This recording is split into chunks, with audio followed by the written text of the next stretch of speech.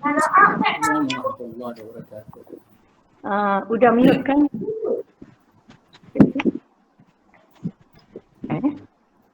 Assalamualaikum warahmatullahi wabarakatuh. Selamat datang. Selamat datang Ustaz Nur Azmi Abdul Samad dan sahabat-sahabat rumah ngaji semua. Mungkin ada yang bukan dari rumah ngaji tapi sahabat Al-Quran semua. Alhamdulillah, syukur yang banyak kerana Allah mengizinkan kita untuk berkumpul pada malam ini secara maya. Dah lama sangat kita tidak berkumpul ya Ustaz. Sedikit mengenai Ustaz ya, sedikit mengenai Ustaz Nur Azmi. Kalau Ustaz nak tambah, Ustaz tambah ya. Ustaz adalah guru Al-Quran dan Tajwid, mendapat tauliah dari Jabatan Mufti Negeri Perak dan sejak mulanya rumah ngaji Aish Karimah ya di Kuala Kangsar didaftarkan pada 14 November 2014 ya, dan 2014 saya daftarkan rumah ngaji Aish Karimah dan Ustaz di antara guru yang mula-mula lah. Ustaz dengan Ustazah Aisyah pada ketika itu, dua-dua masuk sekali. Ustazah Aisyah mengajar orang perempuan, Ustaz mengajar orang lelaki ya kan.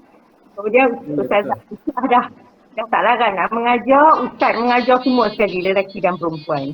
Ya, Alhamdulillah. Lepas tu, tak lama lepas itu, saya mengajak Cik Husna. Cik Husna ada ke dalam ni? Dia tak ada kot, ya. Saya mengajak Cik Husna untuk buka rumah ngaji di Hanin Firdaus. Dan saya juga recommend dia untuk Ustaz juga mengajar. Ustaz mengajar di Hanin Firdaus dengan Ustazah Namah ya Ustaz. Dua orang mengajar di sana. Alhamdulillah. Ya betul. Jadi Ustaz bersama dengan kita, dengan saya lah, lama sehinggalah COVID ya Ustaz. Dekat hampir 2 tahun ni, bila PKP ni kita dah tak ada kelas. Hari ni kita bersua muka kembali di alam maya ini, insyaAllah.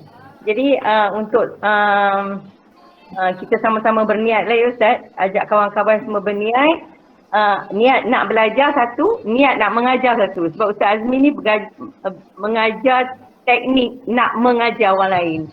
Jadi kita niat dua dan insyaAllah Allah bagi dua insyaAllah. Ya, jadi untuk tidak melengahkan masa, ya, saya menjemput Ustaz Nur Azmi bin Abdul Samad untuk memulakan kuliah. Ustaz, falyatafaddal mashkura. Alhamdulillah, terima kasih sekali ya. A'udzubillahi minasyaitonir rajim. Bismillahirrahmanirrahim. Alhamdulillah rabbil alamin wa bihi nasta'in wal 'aqibatu lil muttaqin. Wassalatu wassalamu ala rasulillah Muhammadin sallallahu alaihi wasallam wa ala alihi wa sahbihi ajma'in. Asyhadu an la ilaha illallah wahdahu la syarika lah wa asyhadu anna Muhammadan 'abduhu wa rasuluh. Subhanaka la 'ilma lana illa ma 'allamtana innaka antal 'alimul hakim. Rabbi shrah li sadri wa yassir li amri wahlul 'uqdatam min lisani yafqahu qawli, amma ba'd. Bagi memberkati kelas kita pada malam ini, kita memohon kepada Allah Subhanahu Wa Taala kelancaran, kemudahan dan sebagainya. Mudah-mudahan perkongsian ilmu kita pada malam ini dapat berjalan dengan lancar dan mendapat rahmat di sisi Allah Subhanahu Wa Taala. Jadi untuk itu sama-sama kita mulakan dengan bacaan ummul kitab Al-Fatihah ya. Ila hadratin Nabi Mustafa wa habibina wa syafi'ina Muhammadin sallallahu alaihi wasallam. ومعلمينا ولجميع المؤمنين والمسلمين والمسلمات. بسم الله الفاتحة. أعوذ بالله من الشيطان الرجيم. بسم الله الرحمن الرحيم. الحمد لله رب العالمين الرحمن الرحيم مالك يوم الدين إياك نعبد وإياك نستعين اهدنا الصراط المستقيم صراط الذين أنعمت عليهم غير المغضوب عليهم ولا الضالين. Amin. Alhamdulillah. Pertamanya terima kasih kepada Puan Aida Lily dan juga yang berusaha lah seluruh, saya pun tak pasti dalam ni dipanggil sebagai apa, penggerak rumah ngaji penggerak rumah ngaji. Seterusnya kepada tuan-tuan guru, ustaz-ustazah mungkin yang ada dalam ni, dan seterusnya tuan-tuan dan puan-puan yang dirahmati Allah sekalian, yang dirahmati Allah Subhanahu Wa Taala. Pertamanya memanjatkan syukuran kehadrat Allah Subhanahu Wa Taala kerana pada malam ini diberikan ataupun dikurniakan oleh Allah rezeki kepada kita. Rezeki dari segi kesihatan, rezeki dari segi kelapangan masa, rezeki dari segi mengorbankan sedikit masa aktiviti harian kita untuk sama-sama berada di dalam yang sebagaimana yang disebut oleh Rasulullah SAW sebagai taman-taman syurga. Jadi pertamanya terima kasih kepada Puan Aida Lily ataupun lebih mestilah dengan panggilan Kak Lily di atas pengenalan tadi. Jadi malam ni adalah kelas pertama lah bagi saya dalam program Rumah Ngaji Negeri Perak bersama Yayasan Warisan Ummah Ikhlas. Jadi sebelum kita memulakan perbincangan kita ataupun perkongsian kita pada malam ni, saya minta maaf banyak-banyak. Saya lupa nak share dekat skrin tu slide tu selawat pada minta maaf banyak-banyak. Dah teringat dah masuk tah macam mana selawat badar tu saya lupa. Tapi insya-Allah ramai boleh. Ingat ke selawat badar? Ingat. Saya lupa nak tunjuk dekat skrin tu. Jadi insya-Allah pada malam ini kita mulakan dengan selawat yang lebih dikenali dengan selawat badar. Mudah-mudahan dengan selawat ini akan dapat lebih manfaatlah kepada kita bersama. Dan juga selepas itu kita akan sama-sama berdoa iaitu kita baca doa tilawah tu doa tilawah. InsyaAllah pada malam ni seperti yang pernah saya bawa dalam kelas rumah ngaji, mungkin ada antara pelajar-pelajar saya di sini yang dah biasa kita akan membaca doa tilawah Allahumma arhamna tu tetapi doa ni dia banyak versi banyak versi. Jadi ni ikut versi saya lah kita baca yang bahasa Arab dan juga yang bahasa Melayu nanti insya-Allah. Jadi kita sama-sama kita berselawat Nabi dengan selawat badar. Kita ulanglah 2-3 kali Tapi kita ambil selawat badar ni biasa dalam kelas kita ambil 2 rangkap selawat badar ni panjang ada 5-6 rangkap, tapi yang biasa kita ambil 2 saja. Bismillahirrahmanirrahim. Salatullah salamullah ala Rasulillah. Salatullah salamullah ala Bismillah وبالهادي رسول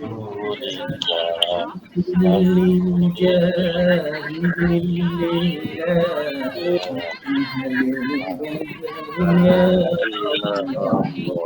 Sekali lagi kita ulang sekali lagi Salamullah salam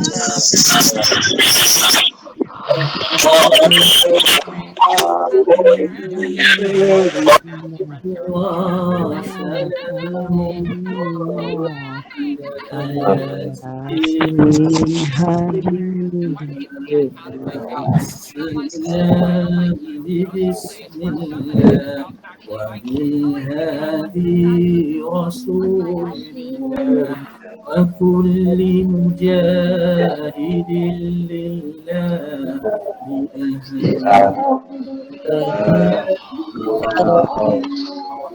Okey, sama-sama kita menadah tangan berdoa dengan doa tilawah Allahumma arhamna bil-Qur'an لنا إماما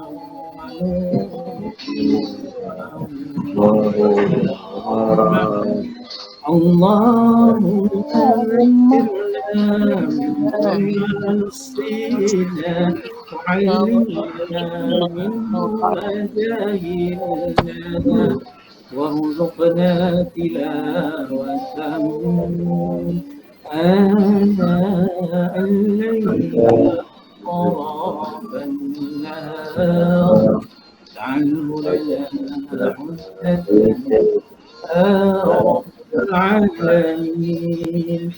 Ya Allah, rahmati kami dengan Al-Quran, jadikan ia pimpinan cahaya petunjuk dan rahmat.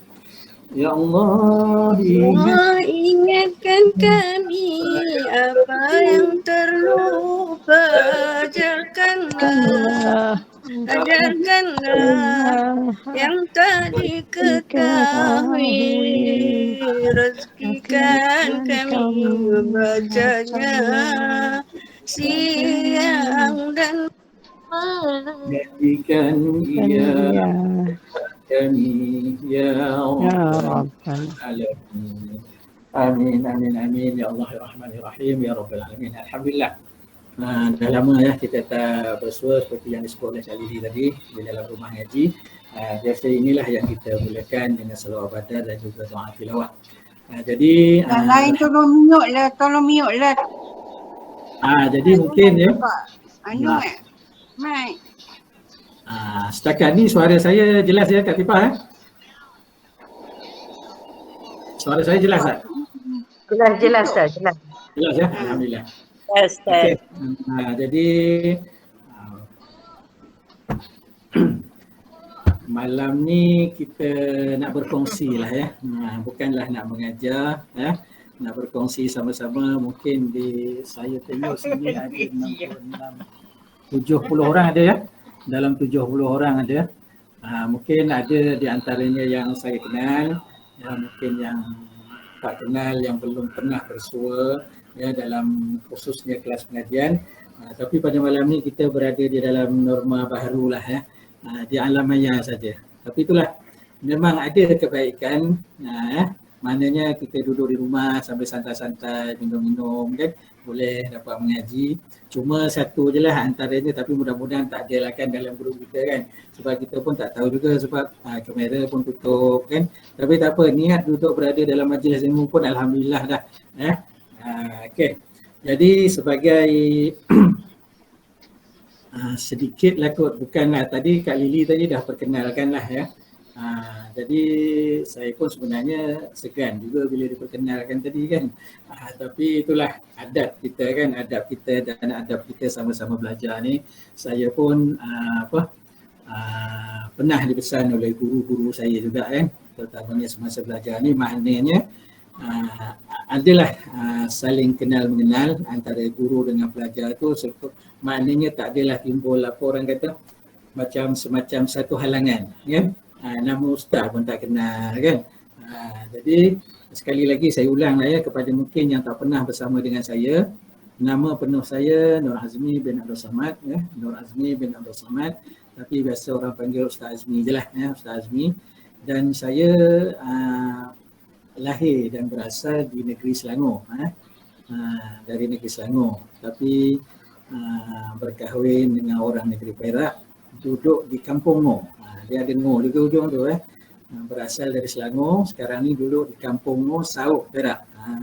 Kalau siapa tak ingat, Sauk tu tempat Al-Maunah tu, tempat Al-Maunah tu ingat lah kan. Dan di sini bermastautin di kampung sinilah, di kampung isteri saya, bermastautin dan mencari rezeki di sini. Dan seperti yang disebut oleh Kak Lili tadi, saya memang guru sepenuh masa, guru Al-Quran sepenuh masa lah. Itu antaranya memang saya mengajar di rumah ngaji di Aish Karimah semenjak tahun 2014 dan di Hanin Firdaus daripada 2015 ya.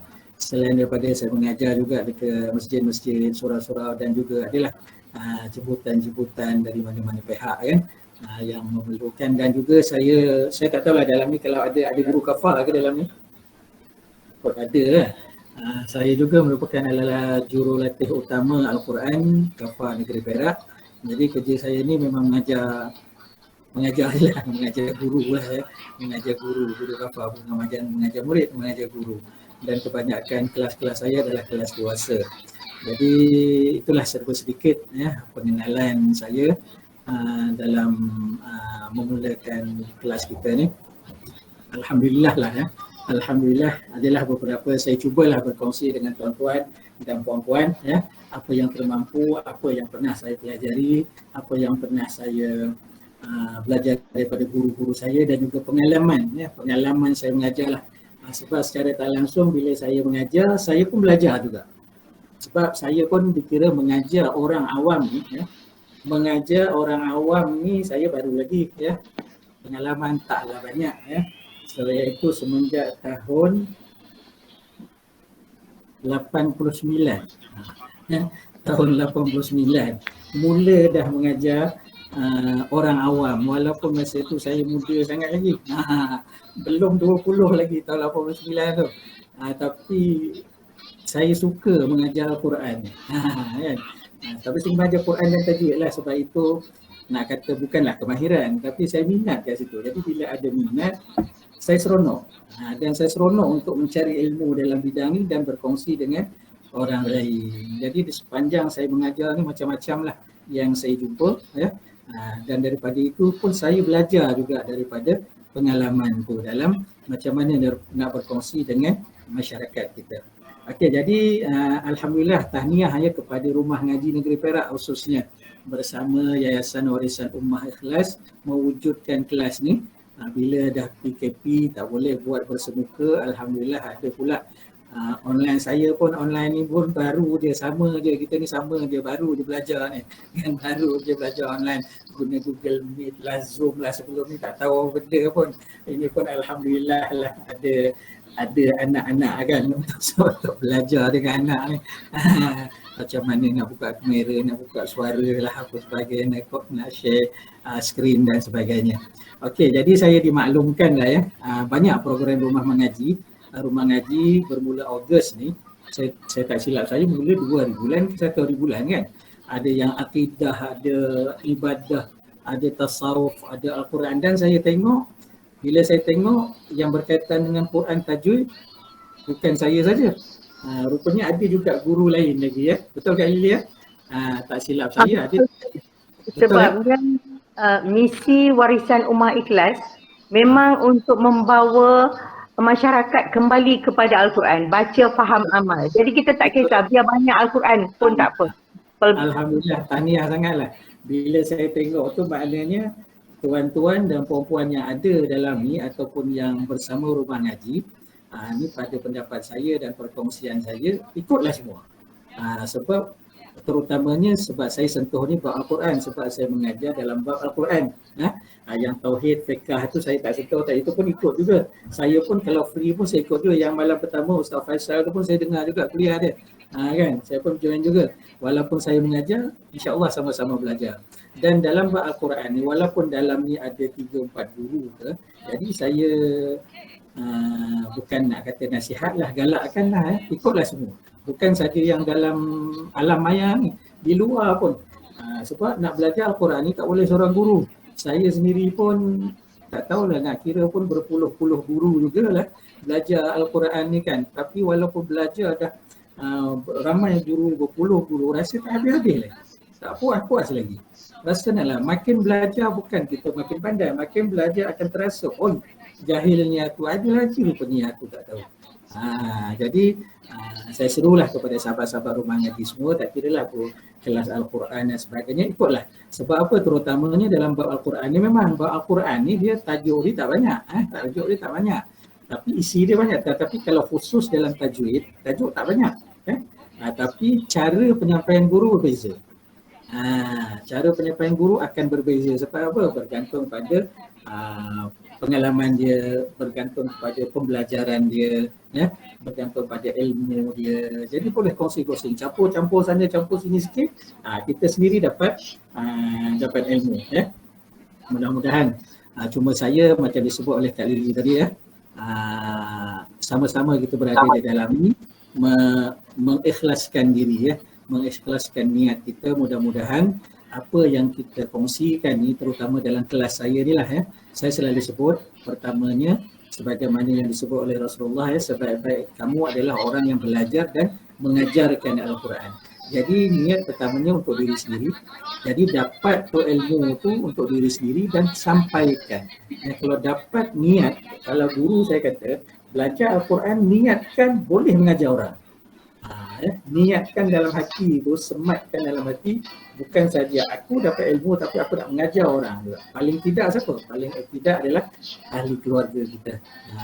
Jadi sebab itulah sangat-sangat penting ya. Jadi insya-Allah pada malam ni saya pun tak pasti ni sampai pukul berapa ni tadi.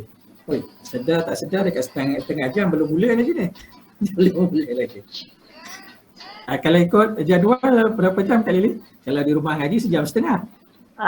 Kalau ikut ini 1 jam, tapi tadi kita mula 9.20. Oh 1 jam eh? Jam. 1 jam Kita mula 9.20 Ustaz. Kalau Ustaz nak setengah lebih-lebih pun tak apa. Allah.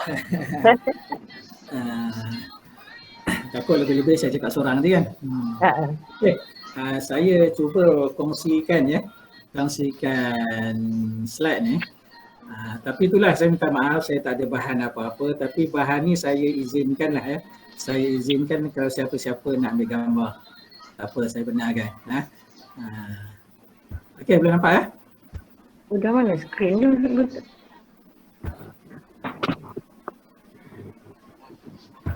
Nampak tak? Nampak? Nampak ya? Nampak. Ini tajuk kita ya pada malam ni.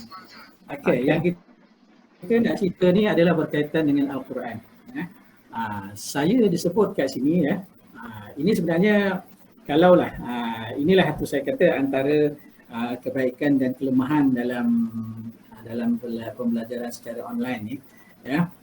InsyaAllah kalau sepanjang penerangan saya boleh mutekan suara ya. Tapi kalau ada apa-apa pertanyaan, buka mikrofon tu boleh tanya. Jangan tunggu habis nanti baru nak tanya, takut lupa kan. Saya tak kisah, kita santai-santai je. Kita santai-santai, relax-relax, jangan kerut dahi kan. Santai-santai, bila ada pertanyaan, buka mikrofon boleh tanya. Kalau saya boleh jawab, saya jawab. Kalau saya tak boleh jawab, saya tangguh. Itu dia senang je. Okey, apa yang saya nak kongsikan pada malam ini ya, mungkin ada antara apa yang saya kongsikan ni pernah saya kongsikan di kelas-kelas rumah ngaji ya. Terutamanya mungkin ada anak-anak murid saya yang ada di sini. Kalau dah pernah, anggaplah ini sebagai satu ulang kaji. Kalau ini satu ilmu baru ya, anggaplah ini satu rezeki lah pada malam ini ya. Sebab apa? Sebab permulaan kelas saya rasa lebih eloklah kita bermula daripada awal. Okey, sebagai mukadimah ataupun pengenalan pada malam ini kita nak cerita pasal Al-Quran. Tapi dalam rumah ngaji ni khususnya ya, dia bila sebut pasal Al-Quran ni terlalu luas ya. Terlalu luas ilmu berkaitan dengan Al-Quran. Saya sebutkan sini Al-Quran sebagai ilmu di dalam ilmu. Ilmu di dalam ilmu. Saya teringat ada satu tu. Saya kata-kata ke apa lagu ke saya tak pasti. Lagu ke kan. Umpama mimpi dalam mimpi. Macam tu kan. Mimpi dalam mimpi. Apa maksudnya tu? Dia tidur, dia mimpi. Ya. Dia tidur, dia bermimpi. Dan dalam mimpi itu dia mimpi, dia tidur. Dan dalam tidur mimpi dia tu dia mimpi. Macam tu lah kan. Jadi apa maksudnya ilmu dalam ilmu ni macam ni saya nak terangkan ya. Dalam kehidupan kita ni terutama sebagai seorang Muslim, sangat banyak ilmu ya. Kalau kita ilmu yang paling penting sekali dalam kehidupan kita adalah ilmu fardu ain ya. Jadi dalam ilmu fardu ain ni kalau kita buka kita baca dalam kitab Buya Hamka ya, seorang ulama daripada Indonesia, dia ada menulis satu buku yang mungkin ada siapa yang pernah baca. Tajuk buku dia ialah Sendi Agama ya. Jadi dia membicarakan tentang 3 sendi agama. Iaitu apa dia? Dan sendi pertama akidah, kedua ibadah dan ketiga tasawuf. Ini tiga sendi agama, pegangan agama yang berada dalam fardu ain. Dan akidah ni dia satu saja. Akidah ni satu saja, tak boleh ada yang lain. Dan pegangan kita pada akidah adalah akidah ahli sunnah wal jamaah, dan ikutan kita adalah mengikut Imam Abu Mansur Abu Hasan al-Ash'ari dan juga Imam Abu Mansur al-Maturidi. Itu dalam bab akidah. Kemudian kita ada ibadah pula. Dalam ibadah ni pun lagi tersangat luas, sebab ibadah ada ibadah cabang. Maka lahirlah para ulama yang dipanggil mazhab. Okey. Jadi dalam tasawuf pun serupa juga, ataupun ilmu-ilmu lain, apa saja ilmu, terus sehinggalah kepada ilmu sains, ilmu geografi, ilmu ekonomi, ilmu apa lagi? Ilmu pentadbiran, politik. Okey. Jadi apa maksud saya? Al-Quran ni adalah ilmu dalam ilmu, yang mana Al-Quran tu sendiri adalah ilmu, bahan ilmu. Contohlah ini Al-Quran, ini Al-Quran mushaf lah. Dalam di sini penuh segala kandungan ilmu. Kemudian bila kita kaitkan kepada ilmu tauhid, macam mana kita nak mengenal kepada tauhid yang sebenar, mengikut aliran ahli sunnah wal jamaah, rujukan dia di mana? Rujukan dia dalam Al-Quran. Dalam Al-Quran. Belajar ilmu tauhid, sedangkan Al-Quran sendiri dah ilmu dah. Belajar tauhid, macam mana nak mengenal ilmu tauhid yang sebenar, nak ilmu mengesakan dan mentauhidkan Allah yang sebenar adalah melalui Al-Quran dan juga hadis. Kemudian belajar pula bab ibadah, fiqh, bermula daripada taharah, dengan fardu ain, solat, zakat yang rukun Islam tu. Kemudian belajar lagi dengan munakahatnya, dengan jenayahnya, ekonominya, muamalatnya, siasahnya. Nak dapat dari mana ilmu? Ilmu fiqh yang sembahyang yang kita buat sekarang ni dari mana datang? Kuncinya adalah, yang pertama adalah Al-Quran. Yang kedua adalah hadis ataupun as-sunnah. Kemudian ijma' ulama' dan juga qiyas. Itu dalam bab fiqh. Dalam bab tasawuf pula, bab penyucian diri, zahir dan batin. Macam mana nak dapat ilmu? Antara ulama' ataupun tokoh tersohor dalam tasawuf, Imam Al-Ghazali. Banyak kitab-kitabnya, terutamanya kitab yang besar, Ihya Ulumuddin. Dari mana dia menggali ilmu tasawuf tu? Dari Quran. Itu yang saya sebut, Al-Quran itu sendiri adalah ilmu, dan daripada ilmu lain pun cedok ilmu daripada Al-Quran. Bukan cedok, mana ambil sumber ilmu dia. Jadi maknanya agak-agak saya nak tanyalah pada tuan-tuan, jadi Al-Quran ni agak-agak adakah penting atau sangat penting? Soalan pelat pula dah. Jadi siapa boleh jawab? Dia penting kan, tapi sangat penting kerana semua apa yang ada dalam Al-Quran. Sebab Al-Quran ni disebut sebagai sumber kehidupan. Al-Quran ni adalah dustur. Dusturnya apa? Perlembagaan kehidupan kita, ataupun disebut sebagai orang Perak kata apa? Manual book. Manual book, buku panduan. Macamlah kita beli TV, beli kipas kan, ada kitab dia tu, ada buku dia. Jadi Allah jadikan kita sebagai makhluk dan panduan kita adalah Al-Quran. Dan segala urusan kehidupan kita bermula daripada akidah, ibadah, akhlak dan seluruh kehidupan ada di dalam Al-Quran. Jadi sebab itulah ilmu Al-Quran ini sangat luas. Yang biasa minta maaf lah saya sebut, minta maaf. Sebab ini pengalaman saya juga. Bila sebut kepada orang, saya ada kelas pengajian Al-Quran. Apa yang orang nampak ialah baca Quran. Dia nampak baca Quran je. Bukan tak betul. Tapi itu adalah cuma saya rasa beberapa persen saja daripada Al-Quran. Iaitu langkah pertama kita nak pergi jauh lagi. Bermula dari membaca. Setakat ni okey, boleh faham ini sebagai mukadimah ni. Okey, seterusnya. Inilah yang saya nak kongsikan apa itu Al-Quran. Kalau disebut di dalam kitab, kalau kita belajar terutamanya dalam bab-bab ilmu apa panggil? Ilmu ulumul Quran. Jadi istilah Al-Quran ni banyak macam-macam. Kita tahulah, iaitu Ya, tapi ini saya 4 perkara ni yang saya nak highlight sangatlah.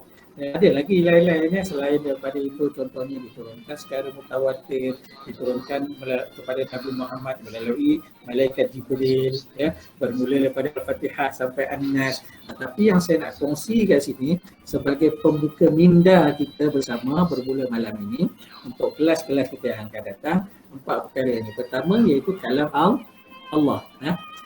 Kerana di muka bumi ini, ya, satu-satunya kalam Allah yang ada adalah Al-Quran. Yang lain bukan kalam Allah, hadis. Hadis Nabi bukan kalam Allah. Apalagi buku-buku lainnya, walaupun kitab-kitab mu'tabar ulama-ulama besar, ya, itu bukan kalam Allah. Tetapi hasil idea ataupun ilham yang diberikan oleh Allah kepada orang-orang yang terpilih menghasilkan tulisan-tulisan ilmu. Tapi Al-Quran ini berbeza kalam Allah. Dan yang keduanya adalah mukjizat. Satu-satunya mukjizat Nabi yang masih tinggal kepada kita. Dan yang ketiga saya nak kongsikan iaitu Al-Quran ni bahasa Arab. Jadi bila bahasa Arab ni kenapa saya tekankan bahasa Arab? Sebab kita ni orang awam, orang awam, kita bukan orang Arab. Jadi mesti ada sesuatu yang kita nak kena belajar berkaitan dengan bahasa Arab. Kemudian iaitu membacanya dikira sebagai ibadah. Ini baru baca, ya. Ataupun lebih tepat lagi, menggunakan Al-Quran dikira sebagai ibadah. Bukan saja baca, sebenarnya ada hadis Nabi SAW yang sebut, ya, tengok saja dapat pahala, ya. Ada satu hadis mafhum daripada riwayat Abu Daud, ya. Rasulullah kata apa? Ada 4, ya. Ada 4 benda yang tengok saja dapat pahala. Apa dia? Tengok wajah ibu bapa, tengok Kaabah, tengok laut dan juga tengok Al-Quran. Itu baru tengok. Kemudian selepas baca kita tadabbur, ya, tadabbur pun banyak peringkat. Ada tadabbur asas, ada tadabbur peringkat tinggi. Lepas tu belum lagi kita masuk tafsir, ya. Daripada tafsir membuat hukum pula. Ya. Nanti kita tengok satu-satu, ya. Okey, seterusnya. Ini, ya. Ini tanggungjawab kita terhadap Al-Quran, ya. Yang pertama, kita wajib mengimani sebagaimana yang ada di dalam rukun iman. Rukun iman ada 6 tolak 1 kosong. Itu sifir dia, mudah sangat. Biasa kalau matematik kat sekolah 6 tolak 1 5, tapi dalam Islam rukun iman tolak 1 kosong. Ya. Kedua, disebabkan nama dia pun Quran, ya. Nama dia pun Quran. Quran ni berasal daripada kata apa? Berasal daripada kata qara'a. Qara'a baca, ya. Iqra, bacalah. Quran bacaan, bahan bacaan. Jadi bila bacaan kena baca. Sebab ada orang, ni pengalaman saya juga, ya. Dia tak pandai baca Quran dan dia nak belajar Quran. Alhamdulillah. Tapi suruh baca dia tak nak baca. Jadi dia tak jadilah. Jadi jangan risaulah, ya, malam ni tak ada baca, ya, kita tak ada baca. Malam ni kita pengenalan. Okey, bila kita dah mengimani, sekurang-kurangnya kita baca dulu. Sebab hadis Nabi tentang kelebihan membaca Quran ni sangat banyak. Saya tak nak ulas lah malam ni. Kalau ulas malam ni tak cukup, 2 jam tak cukup. Okey, selepas kita baca, dituntut pula untuk memahami. Iaitu melalui pembacaan terjemahan. Sebab kita ni bukan orang Arab, kan. Baca terjemahan. Lepas tu baca tafsir, belajar untuk bertadabbur, tazakkur, ya. Lepas tu membaca tafsir, mengikuti kuliah-kuliah tafsir, ya. Apa yang dihuraikan, apa yang diceritakan dengan ayat-ayat ni belajar faham. Lepas tu amalkan. Amalkan pula ni dalam kehidupan kita lah. Contohlah. Contoh kita salat sekarang ni, mana datang sumber asal sembahyang ni? Al-Quran lah. Tetapi diterangkan oleh hadis. Dan kita amalkan. Puasa, perintah puasa datang dari mana? Dari Quran. Lepas tu dijelaskan, diajar oleh Nabi melalui hadis Nabi, sunnah Nabi. Kita pun maka belajarlah. Ulama pula mengajar kepada kita macam ni. Puasa, haji macam ni. Sumbernya mana? Sumbernya Quran. Begitu juga dengan perkara-perkara lain berkaitan dengan ibadah. Berbuat baik kepada kedua ibu bapa. Berbuat baik kepada kedua ibu bapa. Ada sebut dalam Quran. Lepas tu diuraikan oleh Nabi dan para ulama. Dan kita amalkan tak? Amalkan. Maknanya kalau kita tak berbuat baik kepada kedua ibu bapa, maknanya kita dah melanggar apa suruhan dalam Al-Quran. Itu contoh. Lepas tu bila kita dah mengimani, boleh menguasai bacaan, boleh memahami, amalkan, dan kalau dapat kita sebarkan. Ajarkan kepada orang lain. Tak kiralah ajar ni bukanlah maksud nak ajar ni kena jadi guru, nak buka kelas, tak sebagainya kan. Paling kurang kepada pasangan kita, kepada ahli keluarga kita, berkongsi-kongsi. Mungkin kalau sebar sebut ajar ni dia berat ya. Bila ajar ni dia anggap kena guru, ustaz-ustazah, tapi kita berkongsi apa ada nilai kebaikan dalam Al-Quran, berkongsi kepada orang lain. Kalau kita mahir membaca Quran dan mahir mengajar orang baca Quran, ajar orang baca Quran, ajar orang baca Iqra contohnya kan. Kalau kita ni mahir tadabbur, mahir tafsir, boleh berkongsi orang dengan tafsir. Ataupun kita mahir dalam ilmu qiraat, boleh ajar orang lain ilmu qiraat. Ataupun kita pandai bertaranum, ya, pandai bertaranum, kongsi dengan orang tentang ilmu taranum. Apa-apa sahaja yang menjadi kemampuan kita, ya. Kita mengajar anak atau cucu kita, ya. Contohlah, saya belum ada cucu lagi lah, ya. Ajar contohnya anak kecil yang umur 3-4 tahun tu, dia tak pandai baca bismillah, tak pandai baca Fatihah, kita ajar Bismillahirrahmanirrahim. Nak makan kita ajar dia baca Quran, baca bismillah, ya. Nak apa lagi? Nak tidur kita ajar dia baca bismillah. Nak keluar rumah kita ajar dia baca bismillah. Nak apa lagi? Nak baca Quran, ajar baca bismillah. Daripada dia tak tahu, walaupun umur dia mungkin 4-5 tahun, tak tahu, dan dia boleh pandai baca bismillah dan dia amalkan sampai ke dewasa, sampai jadi warga emas, insya-Allah itulah saham kita. Ya, saham kita ada. Apa lagi kalau kita mengajar orang lain? Kalau anak kita ramai, cucu ramai kan. Jadi mungkin ambil peluang dalam kelas belajar ni, kita sendiri ajar anak cucu kita daripada kita hantar ke orang lain. Sekurang-kurangnya kita dapat saham. Sebagai tok wan ataupun opah, kita dapat saham mengajar cucu kita dan membaca Al-Quran. Okey. Setakat ni ada apa-apa pertanyaan? Boleh respon ya. Laju ke lambat saya cakap? Boleh siapa-siapa? Laju sangat ke Kak? Okey Ustaz, tak laju sangat. Boleh faham. Lambat pun tak lambat eh? Tak ada, tak lambat. Okey. Tak lambat, tak laju. Okey. Jadi saya pun risau sebab kita mengejar masa kan. Tapi mudah-mudahan tuan-tuan, puan-puan yang ada dalam ini bersama saya, itulah saya kata insya-Allah dengan kita niat kita untuk mencari ilmu, insya-Allah kita tak akan menjadi bebanan. Kalau kita ambil ini sebagai satu tanggungjawab lah ya. Kalau kita rasa ini ni alamat kelas dia jadi berat lah. Setengah 15 minit dah tumbang lah. Okay. Tapi kalau kita niat untuk mencari ilmu, mencari keredaan Allah Subhanahu Wa Taala, insya-Allah ya. Okey. Kita teruskan. Kalau okey kita teruskan. Jadi walaupun daripada sini tadi ya, banyak ni. Tapi yang dalam kelas kita, terutamanya kelas saya lah ya, yang diamanahkan untuk kita berkongsi adalah berkaitan dengan bacaan. Ya. Mungkin sebab dalam saya rasa ada juga kelas tafsir kan. Kelas tafsir pun ada kan. Yang saya baca tu lah ada kelas tafsir. Jadi ada ustaz yang mengajar tafsir. Alhamdulillah. Tapi mungkin ustaz lain pun ada yang bukan mengajar tentang tajwid ya. Jadi saya nak terangkan ya, kelas saya ni daripada malam ni mungkin sehingga seterusnya saya tidak mengajar tajwid secara khusus ya. Maknanya saya tak mengajar okey hari ni bab ini, bab nun mati tanwin, esok bab ni mati, bab mat tak ya. Sebab mungkin bukannya saya tak nak ajar. Saya akan ajar tapi secara lain. Secara lain tu apa? Saya lebih suka tekankan macam ni.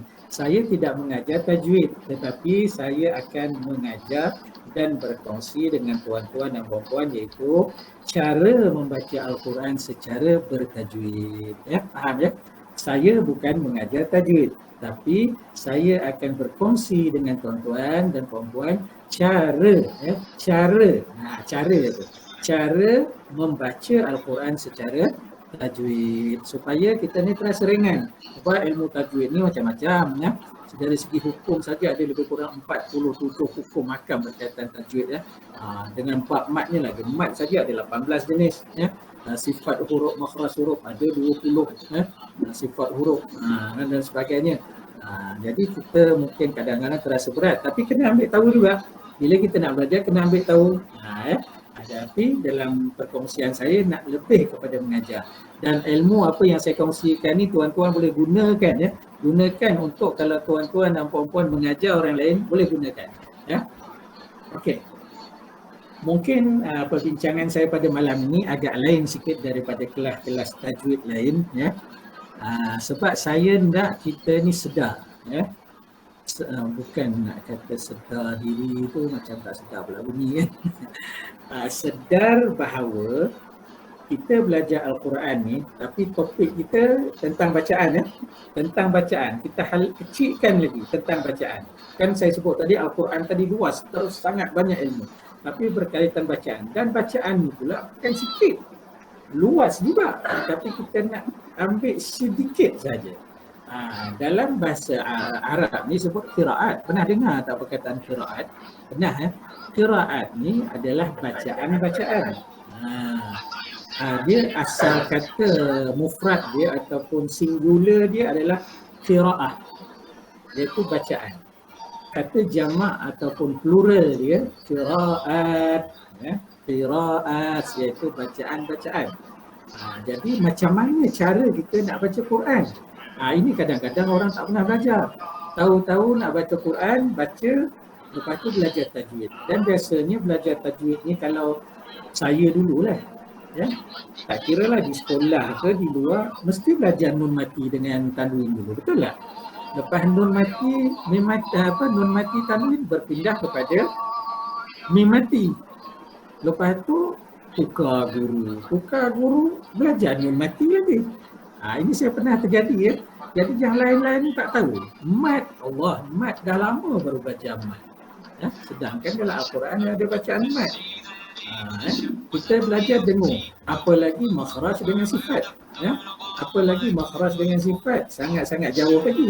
Saya dulu pun tak pernah belajar makhraj dengan sifat ni pada permulaan, tapi bila kita belajar, rupanya belajar makhraj dan sifat ni sepatutnya adalah nombor satu ya, nombor satu makhraj dengan sifat ni. Sebab itulah buku-buku lama dia akan ajar. Setengah buku dia ada macam kita belajar ilmu tauhid tu kan, dia ada ilmu asas 10 tu ya, tentang dia punya sanad, dia matan, tentang tujuan dan macam-macam tu lah, ada 10 perkara. Quran pun macam tu.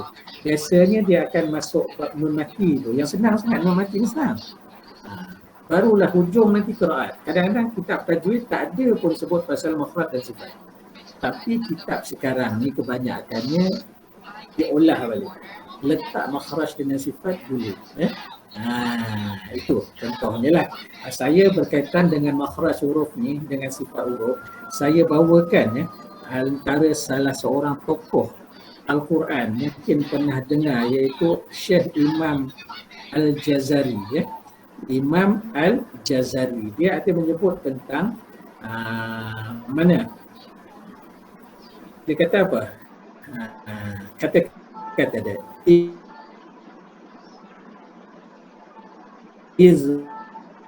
wajibun alaihim muhattamu qabh was-sifat liyalfizu bi afsahil lughat. Dia kata apa dia, perkara yang wajib dan mesti dipelajari untuk membaca Al-Quran adalah makhraj huruf dan sifat huruf yang bertujuan untuk menuturkannya dengan baik.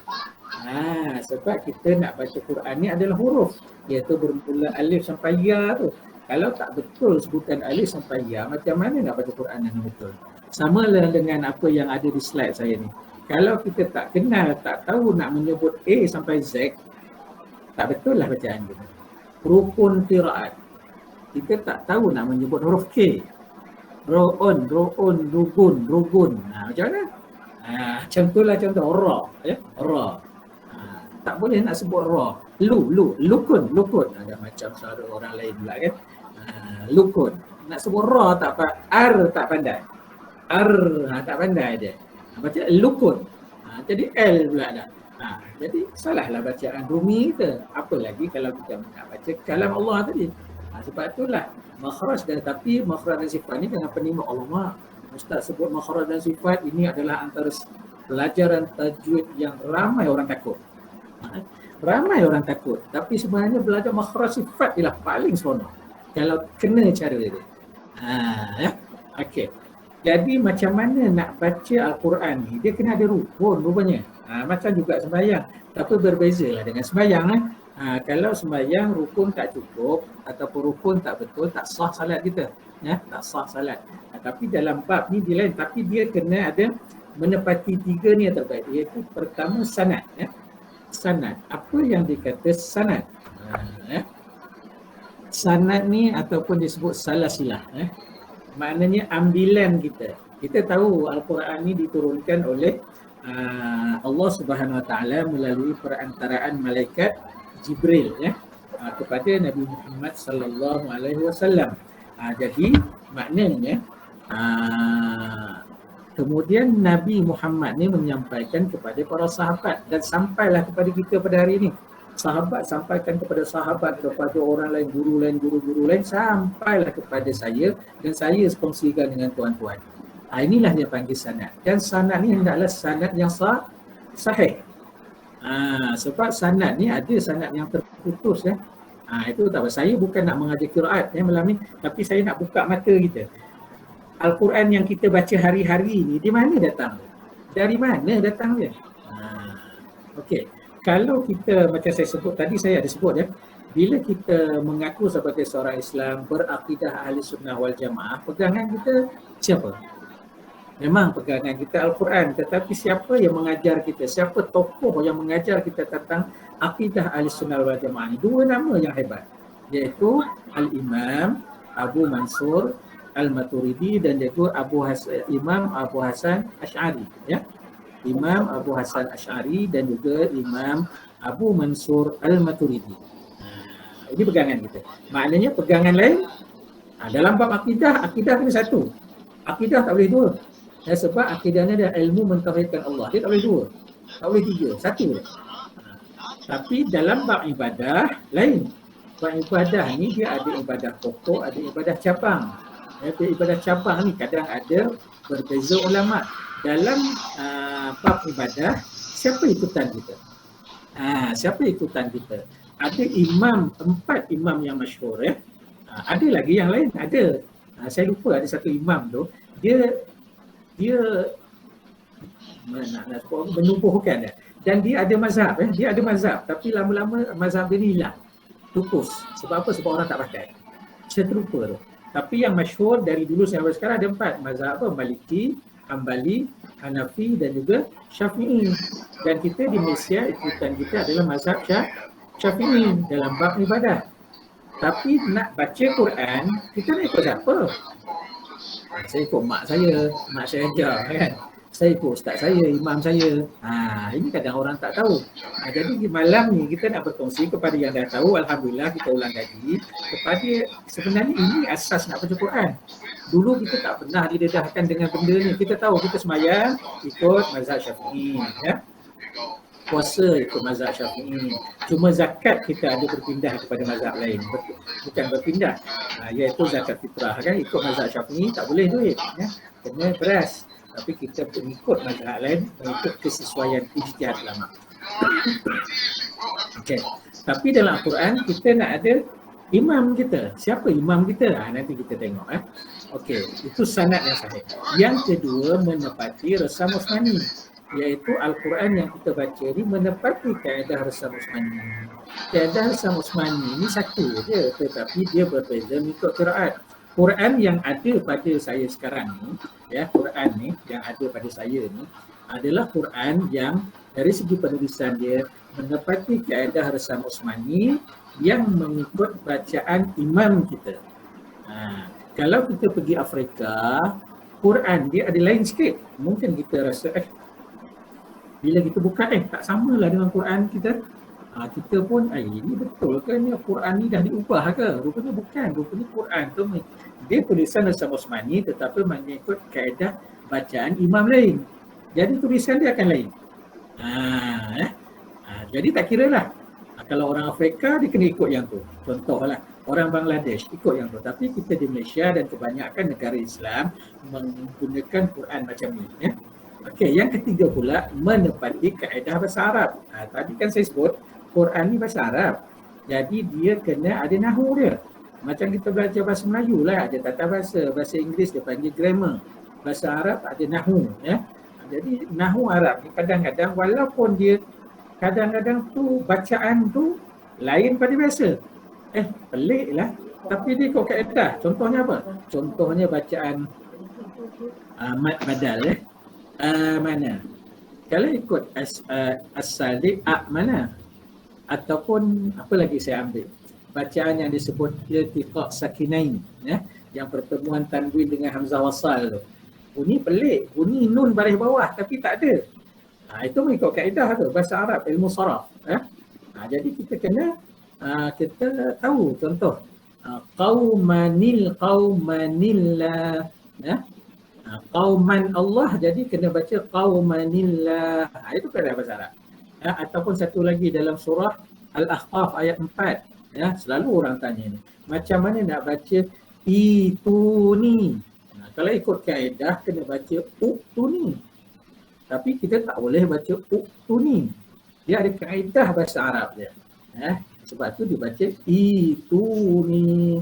Jadi ini kita akan belajar. Jadi itu contoh kaedah bahasa Arab. Jadi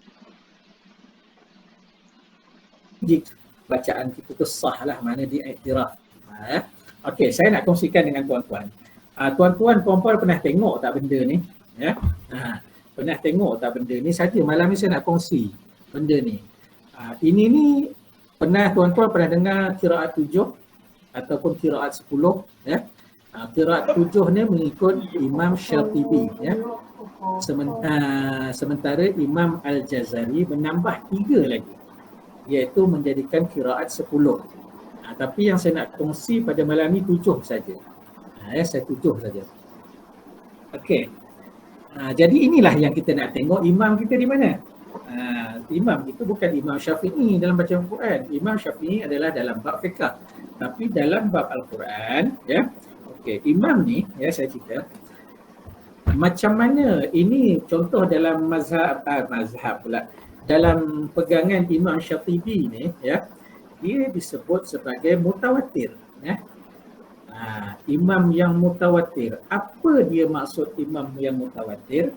Iaitu bacaan imam ni diakui benar, betul ya, dan tak ada percanggahan. Paling kurang 120,000 orang.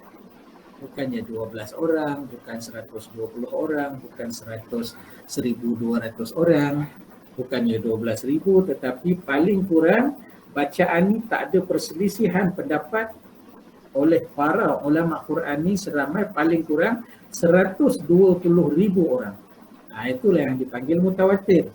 Dan di antara imam-imam yang 7 ni, yang pertama mengikut turunan ialah Imam Nafi', kedua Imam Ibnu Katsir, ketiga Imam Abu Amru, keempat Imam Ibnu Amir, kelima Imam Asim, keenam Imam Hamzah, ketujuh Imam Al-Kisai. Cara baca dia Kisai, bukan Kisai ya. Al-Kisai. Okey. Jadi setiap imam ni dia murid dia ramai. Ya, ramai sangat murid dia. Yalah takkan seorang dua, tetapi dalam ramai-ramai itu yang menjadi murid yang hebat dan menjadi ikutan, setiap imam ada 2 anak murid ataupun disebut sebagai perawi. Kalau Imam Nafi', anak murid dia yang masyhur ialah Qalun dengan Warash. Kalau Ibnu Katsir ya, ini Ibnu Katsir ni bukan Ibnu Katsir yang buat tafsir Quran tu ya. Itu lain. Anak murid dia ialah Al-Bazzi dengan juga Qunbul. Imam Abu Amru, imam dia perawi dia adalah Ad-Duri dan juga As-Susi. Imam Ibnu Amir, dia punya perawi dia Hisham dan juga Ibnu Zakwan. Yang kelima Imam Asim, anak murid dia yang masyhur ialah Su'bah dan juga Hafs. Sementara Imam Hamzah, anak murid dia Khalaf dengan Khalad. Al-Kisai, anak murid dia Abu Al-Haris dengan Ad-Duri. Jadi daripada 7 imam ni, kita punya imam yang mana? Jawapan dia senang je. Jawapan dia ialah yang kelima. Kan? Sebab apa? Sebab saya dah warnakan lain kan. Iaitu Imam Asim. Tapi Imam Asim ni ada dua orang anak murid. Seorang nama dia Syu'bah, seorang Hafs. Ya. Nanti kalau ada masa saya kongsikan sejarah 3 orang. Ya. Jadi yang mana kita punya? Yang kita punya bacaan adalah mengikut Hafs. Ya. Imam Asim riwayat Hafs ataupun bacaan Al-Quran kita adalah bacaan mengikut riwayat Hafs Imam Asim. Okey, serupa juga macam fiqh tadi ya. Kita pegangan dia, kita mazhab Syafi'i.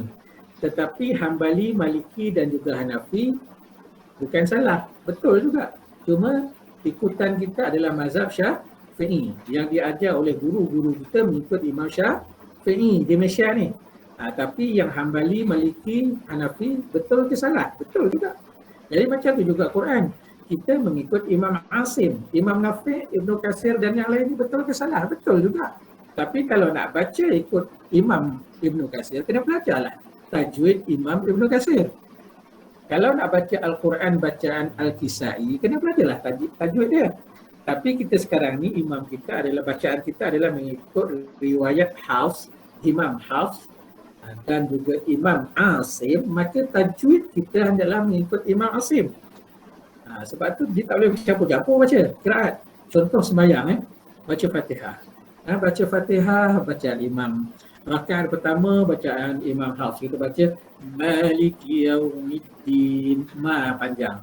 Rakaat ketiga kita baca imam lain, Maliki Yaumiddin, pendek. Ada. Tapi kita tak boleh campur. Tak boleh campur. Kita kena baca ikut Imam Asim juga. Barulah sempurna. Macam fiqh lah, kita tak boleh nak campur-campur mazhab dalam satu sembahyang. Rakaat pertama ikut Syafi'i, ambil wuduk ikut Hambali, Imam Hambali, salat ikut Imam Syafi'i, ya. Bercampur-campur aduk. Tak dibenarkan ya. Okey. Jadi inilah bacaan kita. Jadi bacaan yang tepat kalau orang tanya, ya. Kalau orang tanya, bacaan Al-Quran kita ikut siapa? Bukannya ikut Imam Syafi'i, tetapi bacaan kita adalah mengikut bacaan riwayat Hafs Imam Asim Tariq Syatibi. Sebab Tariq dalam Hafs Asim ni ada dua, satu lagi dipanggil Tariq Jazari. Kita banyak Tariq Syatibi. Kenapa ada dua? Tariq ni apa? Tariq ni jalan, jalan. Mana antara Imam Syatibi dengan Imam Jazari ni dia ada perbezaan pendapat. Contoh, mad jaiz mufasil, mad jaiz mufasil.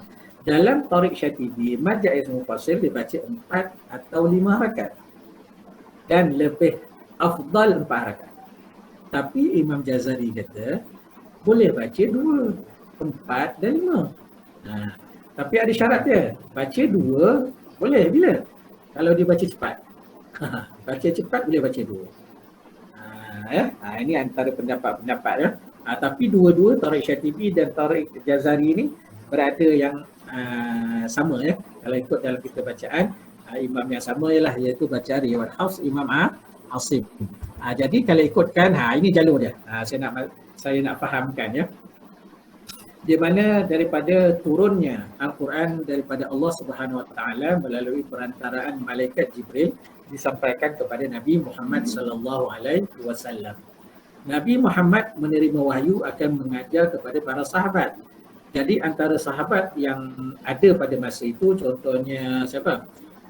Uthman bin Affan, yang macam yang saya tulis ni lah. Ali bin Abi Talib, Abdullah bin Mas'ud, Zaid bin Sabit, Ubay bin Ka'ab. Jadi para sahabat ni pula mengajar pula Quran ni kepada orang lain, ya, kepada orang lain. Dan sampailah antara yang masyhur dalam jalur susur galur kita ni iaitu seorang ulama qurra iaitu Abi Abdul Rahman As-Sulami, ya. Abi Abdul Rahman As-Sulami sangat masyhur ya. Dia ni seorang tokoh Al-Quran yang masyhur. Jadi dia ni pun ramai murid juga, ramai murid dia. Tapi antara yang masyhur adalah Imam Asim. Imam Asim bin An-Najud Al-Asadi Al-Kufi. Nama orang-orang nama-nama Arab ni kan, walaupun mereka ni ada bukan orang Arab ya, tapi macam inilah nama-nama dia ya. Agak panjang ya. Imam Asim bin An-Najud Al-Asadi Al-Kufi. Dan Imam Asim ni pula ramai pula murid dia. Tetapi antara yang masyhur dua ni, Syu'bah dengan Hafs. Tetapi ikutan kita adalah jalur Hafs. Imam Hafs Al-Kufi. Al-Kufi ni Kufah. Jadi maknanya Syu'bah dengan Hafs ni guru dia adalah yang sama. Tetapi kenapa dia berbeza bacaan? Sebab Imam Asim mengajar Imam Hafs mengikut jalur sahabat yang lain, jalur imam yang lain. Sementara Imam Asim mengajar Imam Syu'bah mengikut jalur yang lain. Dan perbezaan antara Syu'bah dengan Hafs ni ada 520 huruf. 520 perbezaan. Jadi sekarang ni kita punya bacaan ni tak sempurna lagi satu imam. Tak sempurna lagi satu imam. Sebab apa? Kalau kita mengaku kita ni mengikut Imam Asim, sepatutnya kita kena belajar dua-dua. Hafs dengan Syu'bah. Tapi sekarang ni kita hanya tumpu pada Hafs. Jadi sebab itulah saya kata ilmu Quran ni sangat luas. Kalau kita dah mahir dengan Hafs, belajar pula Syu'bah. Dah mahir Hafs dengan Syu'bah ni, belajar pula imam lain. Ibnu Katsir. Abu Amru, Ibnu Amir. Kalau sempat lah. Ada peluang insyaAllah. Jadi ada Syu'bah dengan Hafs ni dia ada perbezaan bacaan. Jadi yang kita nak belajar sekarang ni, yang kita baca selama ni adalah mengikut bacaan siapa?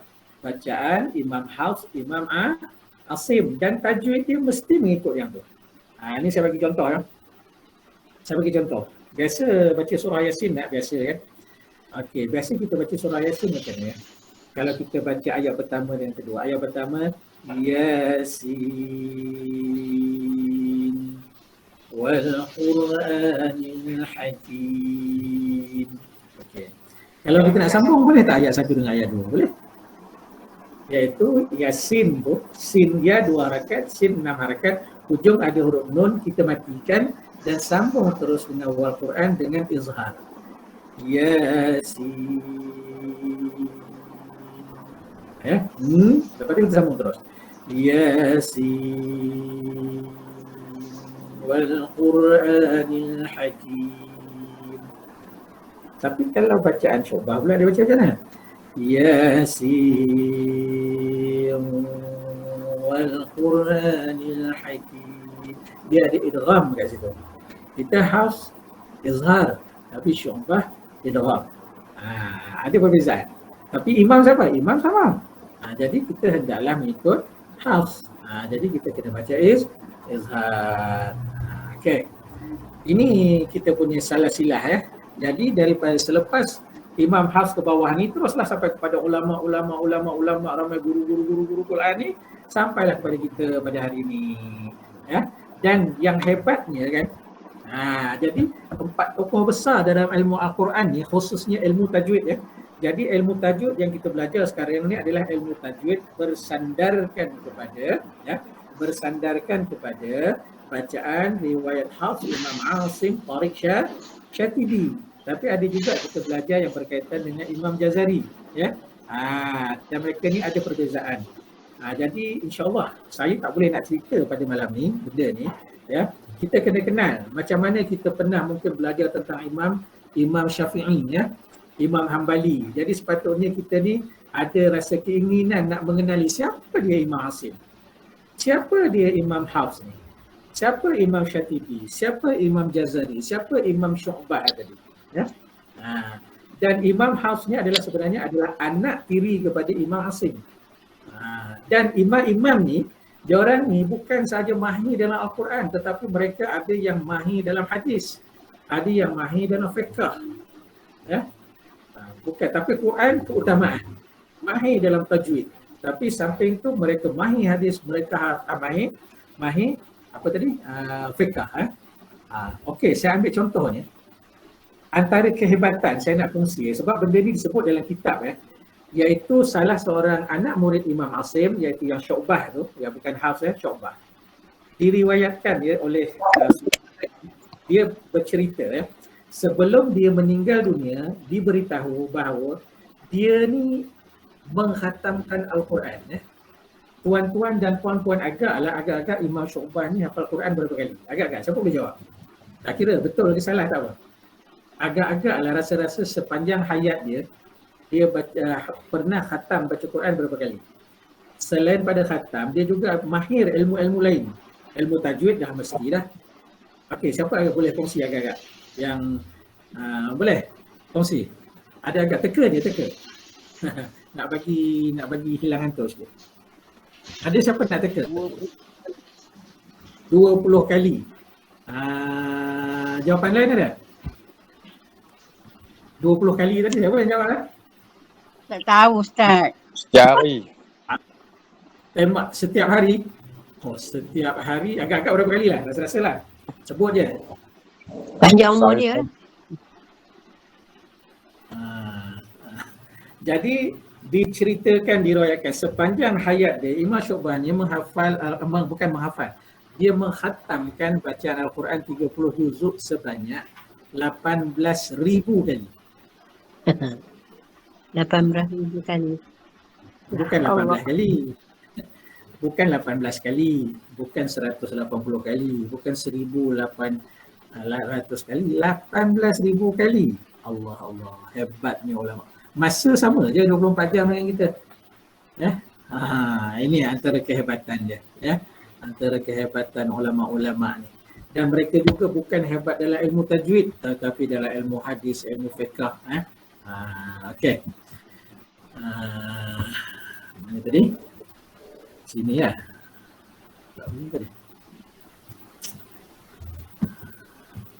Setakat ni ada soalan? Ada soalan. Ada pertanyaan? Ada pertanyaan tak? Sebelum kita nak masuk ni baru mukadimah ni ya. Baru mukadimah. Mukadimah dah sejam 10 minit lah. Kalau 10.45 boleh ikut lagi? Boleh? Boleh tak? Boleh ke? Boleh. Pukul 2 boleh Boleh je pukul 2? Ustaz. Boleh je. Boleh. Faham ke apa saya cerita ni? Faham. Pernah belajar benda ni? Pernah belajar ke? Ada tak yang tak pernah dengar benda ni? Kau lah bolehlah share dekat apa tu panggil chat tu ya. Saya dah pernah dengar, saya tak pernah dengar ke kan? Boleh faham, ada slide ya. Jelas, nampak alhamdulillah. Faham. Ada tak yang tak pernah dengar pasal imam kita ni? Boleh tulis kat chat tu. Tak apa, jangan segan, saya tak kenal pun itu. Ada tak yang tak pernah dengar tentang, sebab saya kadang-kadang bagi bengkel bengkel ceramah, saya tanya, kita baca Quran selama ni ikut imam mana? Kebanyakan ni yang menjawab suara kuat dalam dewan tu ialah Imam Syafi'i. Imam Syafi'i. Jadi jawapan dia kata, ya betul Imam Syafi'i. Tapi dalam bab fiqh, bukan dalam bab Quran. Jadi menunjukkan ramai yang tak tahu sebenarnya.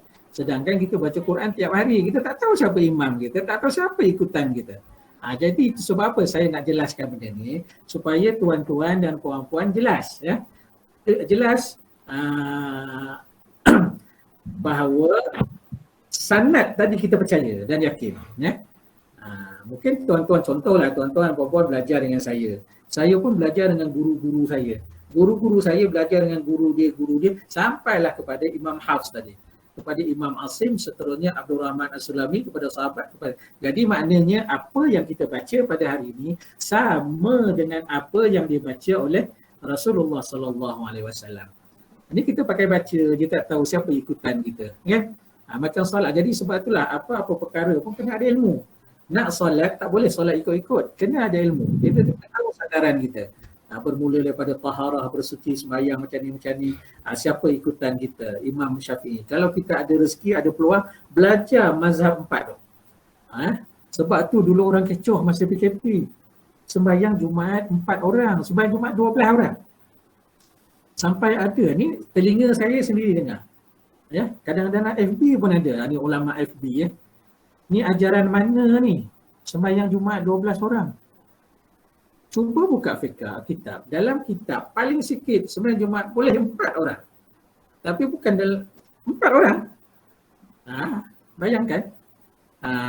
Jadi kita ada mazhab-mazhab lain. Jadi kalau kita berilmu, kita taklah melenting. Tak pergi haji, tak pernah, tak boleh pergi haji. Macam-macam merapu kan. Merapu dalam FB dan sebagainya. Bacalah sirah berapa kali pernah ibadah haji ditanggungkan. Dah berpuluh kali sebenarnya. Daripada zaman dulu, ya, dengan bermacam wabaknya, taun dan sebagainya. Beberapa ini saya tak silap saya 40 kali. Ada dulu seorang ustaz bagi penerangan bab ni, ya. Termasuk tahun lepas 40 kali kot. Umat Islam tak dibenarkan menaikkan haji. Maknanya tak dibenarkan seluruh negara lah. Banyak kali lah. Bukan baru sekali tahun lepas. Cuma yang kita tahu baru tahun lepas. Dah pula kata macam-macam. Jadi sebab apa? Sebab kita tak ada ilmu. Jadi begitu juga dalam bab Quran ni. Ya, begitu juga dalam bab Quran. Jadi jangan pelik nanti ada orang baca kalau dengar tilawah kan. Peserta tilawah baca, baca macam ni pun boleh masuk antarabangsa. Kan. Saya lah tu. Saya lah tu dulu kan. Masa zaman jahiliah dulu kan. Baca ni, baca macam ni boleh masuk tilawah antarabangsa. Rupanya dia baca ikut imam lain. Bukan imam kita. Tapi hakim ni pandai, dia tahu semua. Jadi itulah perbezaannya. Jadi supaya amalan kita pada hari ini, Al-Quran yang kita pada baca hari ini, kita tahu dari mana datang. Dari mana datang dia, siapa imam kita yang mengajar ni. Sampailah kepada Rasulullah. Jadi mudah-mudahan sini saya tengok sini ada juga ramai yang kata pernah dengar, ya. Dan ada juga yang kata tak pernah dengar. Yang pernah dengar tu alhamdulillah mungkin boleh sebagai ulang kaji, dan kalau saya silap tu tegur-tegur lah, ya. Mungkin kadang saya terlupa juga kan. Kalau saya salah boleh kongsi-kongsikan. Kemudian seterusnya, boleh lagi, ya. Boleh lagi, kita buka lagi. Jadi ini antara yang kita nak tahu. Jadi bila kita dah tahu, bahawa bacaan kita adalah mengikut riwayat Hafs Imam Asim Tariq Syatibi. Jadi sekarang ni apa yang kita nak buat? Sekarang kita nak baca ikut imam kita lah.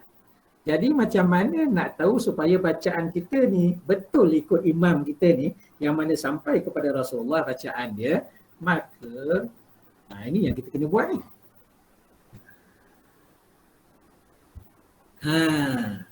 Belajar cara membaca. Perasan tak tulisan saya tu?